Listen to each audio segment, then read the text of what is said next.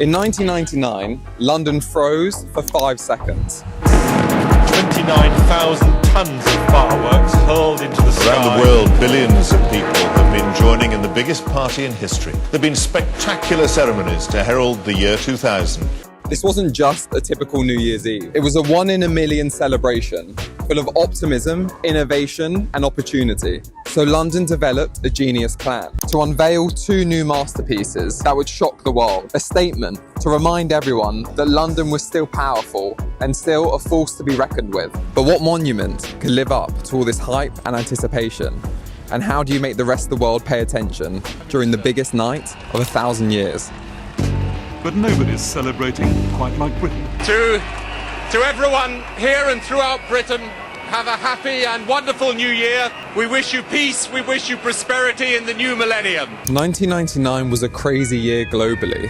There was so much change going on in the world. People were not only excited, but terrified. The idea of the Millennium bug swept the nation. People thought computers were going to turn off, internet was going to end, and the world was going to descend into some dystopian chaos. The Millennium bug, has it struck or hasn't it? At Ishikawa and Onagawa, both of them nuclear power plants, and the radiation monitoring system has failed. That happened at midnight. It hasn't been put right. They don't know whether it's bug related. Others thought it was the dawn of a utopia, the age of progression. Stakes were very high. It was also the year I was born, and like many of you watching this, it's hard to grasp how monumental this occasion really was. Fireworks and festivities the length and breadth of the land. An unprecedented evening of national celebration. But 25 years on, we're still feeling the effects of what happened back then. In Britain, the movement was called Call Britannia. Tony Blair's newly elected Labour government was obsessed with projecting this image of a modern, creative, confident city. But in reality, London wasn't in great shape. The city centre was hollow. People didn't really live and occupy central London. The iconic River Thames was once the heart of London's economy,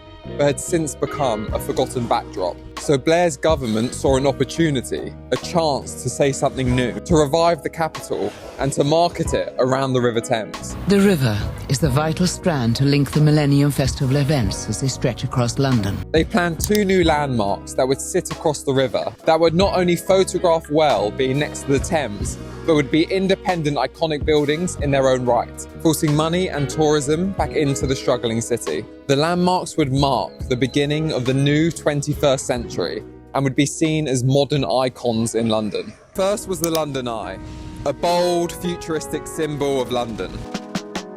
Designed by a husband and wife architect, Dave Marks and Judy Barfield, the Eye wasn't backed by the government at first. A giant wheel at South Bank that would let people see into the future, offering panoramic views across London. What goes around comes around, and that's about this wheel, about all of us, and about London, and about Britain. It was constructed on the horizontal, over the top of the River Thames, and then was slowly lifted into place. We've had liftoff about half an hour ago. It's now 25 to 10, and the wheel has started its slow, gentle ascent up onto the London skyline. The whole thing was one of the most complicated engineering feats London had ever faced, but surprisingly, people loved it. It became a global icon, and despite its temporary planning permission, due to how much people loved it and how much attention and tourism it was bringing, it became a permanent structure and has remained in London ever since.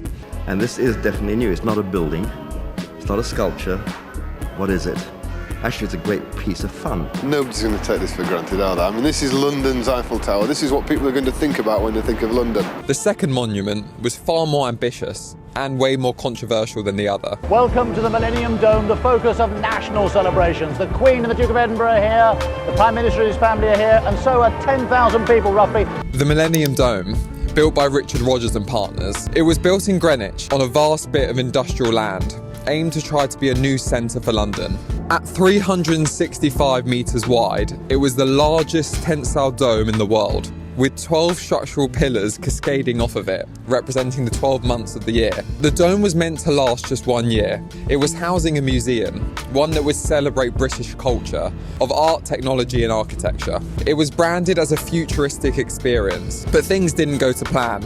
After opening on January 1st, 2000, it quickly became a national punchline. Visitors found the museum boring and uninteresting, and the dome had to quickly create some clever marketing to stop all the slander. That dome. What's the point of that then, eh? Blooming great marquee. Wouldn't waste my time going. Apparently, I've heard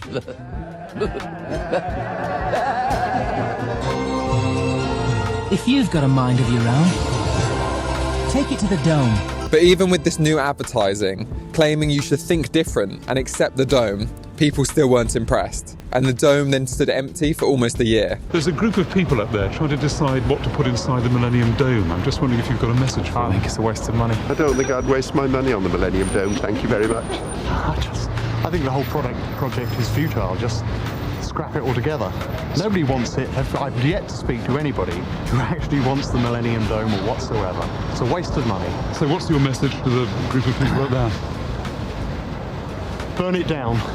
For a while, a giant white tent symbolising political embarrassment. But in 2007, it was reborn as the O2 Arena, a world-class concert and entertainment venue. Radical plans to transform the Millennium Dome. The venue's new owners today unveiled designs for the troubled Greenwich attraction. Hope their bold vision will, for once, have people talking about the Dome for all the right reasons. Both the London Eye and the Dome were clever pieces of marketing. They weren't just monuments. They were statements saying that London is back and injecting money and tourism back into the city, bringing people towards the Thames and towards the centre. The Thames became a visual centre of London again, and soon more landmarks followed. Together, they put London back on the map and put people back into the city to walk, photograph and consume its new monuments. But despite all this investment, Londoners barely use these monuments themselves. The London Eye became a tourist attraction and the Dome was a failure until it became the O2 Arena. The river is still just something to look at, not live with. The Millennium was about the future, but maybe a smarter move would have been to invest in cleaning the Thames itself, making it swimmable like the canals in Amsterdam or rivers in Copenhagen or Paris. That would have changed the city's relationship to the river for generations and affect the locals on a daily basis. But this kind of invisible infrastructure